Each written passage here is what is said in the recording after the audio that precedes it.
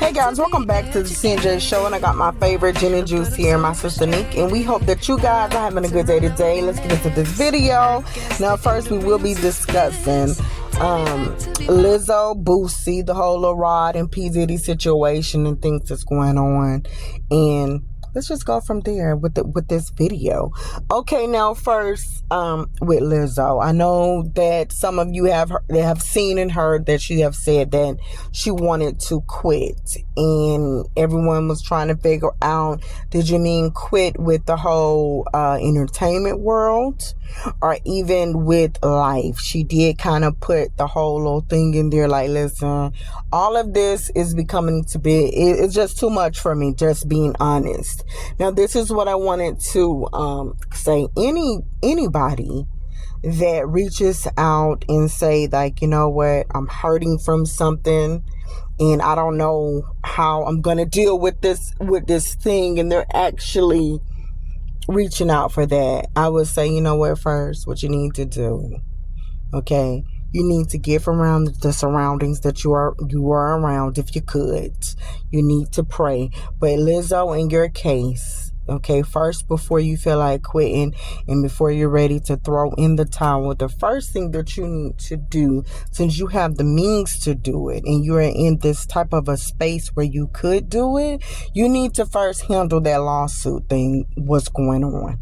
Get that situated first, because those women felt as if they was being treated unfairly with not being able to eat. You was treating them all types of sorts of ways and having them to do certain things, and that image was very bad. Like, I think that image stuck with some people.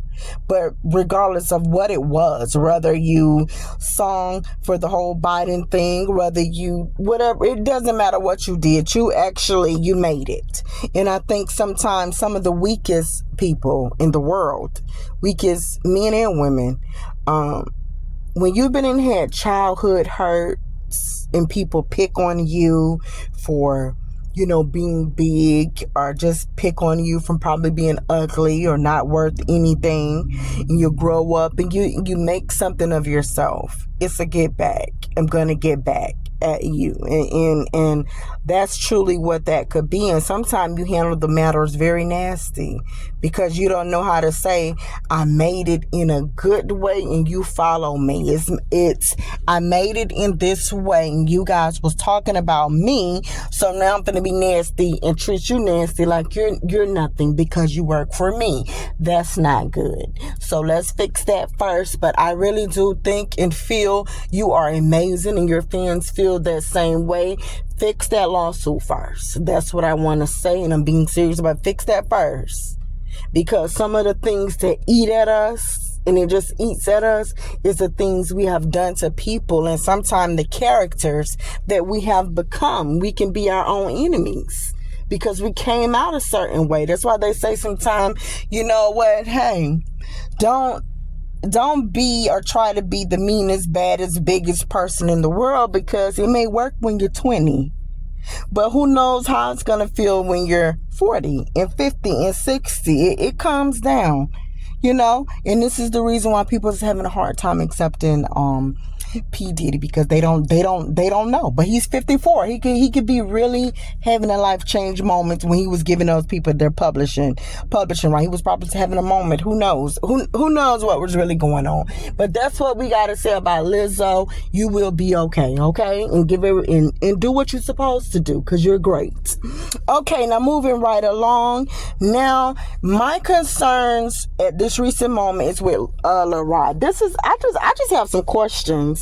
And I don't know if anybody was thinking about this, but I do have questions. One, you know, I didn't realize that you tried to get a GoFundMe to sue p.diddy for work that you did on the album, the Off-Grid Love album, however well it was with this album. Okay, and that was great. You did 9 great songs. I did not realize you was trying to do that. Okay, in the GoFundMe thing description, you didn't put because he was doing anything. I think maybe you had got wind of what Cassie did and the things that she put in her thing, and maybe you kind of maybe thought, and maybe these things did come to pass. Who knows? But I was looking at that, and then I also started to look like, okay, you're not new. Like, you're not a new guy. You didn't just come on board. You kind of been on board. People know about you and things. And you know about how Diddy have done all his artists. Now, I know you could have been a little bit confused because you did to see that he just offered to give everybody their publishing rights. So you probably was thinking, you know what? We don't have to sign anything. Ain't going to have nothing to worry about with him and stuff. Maybe you thought that. But I know that you know better, right? You would know better, right? Right? You know that this is P. Diddy. You know you cannot trust this man. You know that you cannot trust him. I don't trust this man with nothing. Like, seriously, you know good as I, you couldn't do that. Okay, now we're on that. Now, you being established, working with gospel artists, working with big name people and everything like that. I'm just trying to see, with you working on this album or doing whatever, why did you feel obligated that you had to stay to his house when everybody else, they doing they records, they doing the things they gotta go, and they leaving home? They not trying to do all of that. They was leaving back home. And I know it too, you know, Tiana Taylor, she was going through things with her husband and stuff. She was going through stuff, and then I'm sure she went home. I'm pretty sure she went home, and everybody else went home. Why did you feel like he was doing this to you? And then with the things that you said that he was saying, like, why you just didn't take it upon yourself, like, I'm good. I ain't staying to your house. I'm coming here to do work. Like, why you wasn't putting your foot down? I mean, that's what I ain't understand. Like, you have a foot, you should have put it down. And then just like all of these different things that, and I'm not, and guess what? People lifestyles don't change because somebody new come about. But I just find it like weird on P. Diddy's part that here it is in front of somewhere of a newcomer that he's working with, someone that he knows, that you're like letting your guard down as far as, I mean, we know that he try people. We know that he's trying people. He loves to, you know, try people and say daddy and look at them away and slap them on the butt and do these things out loud. I'm shocked that you didn't say Fabulous, because I know when everybody was sitting at the table, he made a comment with Fabulous, and Fabulous looked like he just wanted to run for dear life. He had that look on his face, like how a female would be if a man kind of like said something out loud, like, oh shoot, I got her, it was me. Y'all remember me and John and this one, we ran a train on her. And it's like, okay, so y'all didn't. Okay, yeah, you did, but I ain't expect for you to say that with my boyfriend and husband right here, or my family. And Caillou just did that when they're looking at me like I'm some freaking Catholic or something. You didn't have to say that. So, you know, he was looking like he wanted to run, and he was so uncomfortable. And I just prayed for him and said, Fabulous, whatever you did with him, whatever he made you do, whatever he promised you, I hope you got it. Okay? Now, like, this is the thing. So it's like, you know his reputation. There was no contract. Like, you didn't sign, like, you know, like, you didn't sign no papers. Y'all didn't sign no papers. But my thing is, from this short time frame, and not that you was lying, because come to find out, you know, I believe all of the stuff. Like the Brandon guy, I believe that you do know that when it's time for the parties, that he's the one that makes sure everybody at the party's having a good time. I believe that you do too know that. You do too know that Diddy throws these parties. I've been knowing he's been throwing these parties since I've been in elementary school. And he was grown. And I was a little girl. I've been knowing about the parties. I didn't know what they was because then they were secret. It was a secret. There wasn't, nobody was talking about or giving those little, you know, nobody wasn't trying to give nothing out. They were just saying you had to write something and Diddy parties. That was it. It was a little secret. Like, you couldn't really say much about it. And see, just now, these last couple of years, everybody been just like saying little things slowly but surely. Like, woo, boy, those parties. I tell you, with those parties, they get wild, ain't it? Everybody in the bathroom, this, and this. Then you go in the back, it's the men and the women, everybody doing everything. Okay, so we know that. And I just feel like you picked, and I'm not saying that you were saying, I'm not saying anything, because I wasn't there. But I'm just saying, it just seemed, okay, Cuba Gooding, we all know his background. He's a little touchy horn dog. Okay. You said Meek Mills. I feel as if Meek Mills has been in people's mouths with him and everybody since day one. You said Usher. I feel as if Usher, people know some things with him, and everybody know that he used to live with him. He mistakenly said that on purpose, I believe. Yeah, you remember we used to be sleeping together, and then Kevin Hart had to come save the day, like, oh wow, what's going on, blah blah blah, and Usher ain't said a word, and it was like, oh my God. Probably back then when I was little, sleeping, when you said that was of innocence. This sleeping together was like we just recently did this last year. That's what I feel like. That's how it sounded. But I love me some Usher, so I really don't know. People did, know about it now, and I don't know if, like, I'm just trying to figure out how you get all the information that you gathered up from this time frame to this time frame. That's really what I want to know. It's not to say that I don't believe you, or that you because obviously if you're staying with him, I don't know why you would stay with him, because nobody else was doing that. Like, Coco Jones, she made a song, she wasn't staying with him. Tiana, she wasn't staying with him. Then I gotta be sitting up here thinking about, okay, you know what, like, well, T, you and your husband did end up getting divorce. I hope, Diddy didn't have anything to do with that, but I'm sure it didn't. They had their own issues, right? So that's it for that one. Like, what's really going on? And then now I'm kind of like, okay, now I really don't know what's going on. I really don't know what's really going on, because it's like one of those things when you apply for a loan, and you apply for that loan, and they're talking to you like, yes, your funds will probably be in the bank account at this date and that date, and then all of a sudden, like, they're constantly updating you with what's going on, and as the time is getting closer and closer and nearer, you start not hearing from them, and you don't know why. And you trying to figure this out. Like, y'all was promising me this, and I was thinking I was going to get this, and now you're not seeing this anymore. This is what I'm starting to see with P. Diddy. Now, all of a sudden, he done got on this thing, and he done took a picture with his baby and with the kids, and that's good. You have to still live, regardless if everybody's talking about you and saying stuff. You still do got kids, and you can be a monster for the whole world. That doesn't mean it'll apply for kids. I would never forget that my uncle told me this. He said, even rats have family. So somebody is gonna always hurt or love you, in spite of all situations. So, but at this point, when we start to see this, and Diddy is, you're taking the pictures, you're smiling. That smile looked a little bit to me as if something.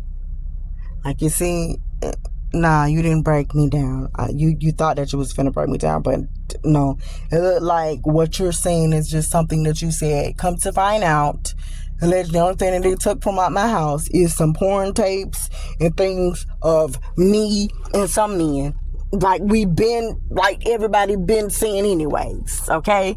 And so they probably seen a couple of celebrity faces, and that's it. And seen people, on booger sugar and do things, which at these parties, these what these people do. But it's not like this stuff is just sitting around, just laying around around the house and all on the table. But this is the stuff that the people do. That's just the things that they do at their parties, okay? And that's what I feel. It's at a standstill, because nobody is talking about anything. I mean, except by CNN and the news and stuff. They're trying to, like, keep this story going, but it's at a standstill. Nobody don't know what's going on. I think that I think his lawyer called him and said, hey, the trials are over with. Okay? It's over with. So don't even worry about that. Then Boosie, good to say this with him, with himself. I was agreeing with Boosie on this live. I some days I'll be feeling like with Boosie, look, there's a seat. You don't have to comment on everything. And if you do comment, do you have to be so, like, silly with some of the things that you say? Like, in his live with p.diddy, I understood it. Like, hey, man, don't come on my live asking me nothing about no Diddy, okay? Because you're not getting nothing out of me. Why y'all asking me? I don't hang around him. I don't got no information for you, okay? So I can understand it. I was agreeing, like, yes, you're so right, okay? You see? Where's all his friends? Where's all the people that see with him drinking the champagne and they all dressed up and everybody doing all this stuff? Guess what? I was with you. I was with him like, yes, friends. Where's his friends? Not where's his twin? Where have you been? Where's your friends? Where are they? I don't see anybody. Okay? I was there. I was literally right there with him. I said, he is so right about this. And I'm agreeing with everything that this man is saying. Okay. And then after he gets with that, he says, because when you're up, they're there. And when you're down, they're not. I said, I agree. Then he said, it don't matter what it is he did. That's his friend. That you should still be his friend. You should still be with him. Regardless of what it was. It don't care what they said. And I'm like, hold on, wait a minute, Boosie, because I don't want you to know. Now, you know what he did, and I'm not going to allow you to do this crap, okay? Because, see, what's happening with you, you say whatever you want to say, then you get on Vlad TV and pretend like you don't know what's going on, like you just so high and just stoned out. No, that's not what it is. What do you mean it does not matter? Because someone said it to you, and you said it wouldn't matter what he did. It doesn't matter about those allegations. It doesn't matter. He still is. This is your friend. You still should be there. It don't just stop. Listen, Boosie, I don't know, because again, you don't always be there. You make these big scenes about things, and later on when people do ask you about it, you come back and like you don't know nothing about it. Like with The Color Purple, you saying that you just walked out of there, but you said that you felt like, oh, that's not what this, because your kids was there, but you mentioned something about the lesbian thing. Okay, whatever, to each his own. The friend thing, come on, give me a little, stop, okay? Stop it. So if this man is your friend, he's doing with the minors and sex trafficking and doing things and abusing and doing all this stuff that get it on well, why are you doing that?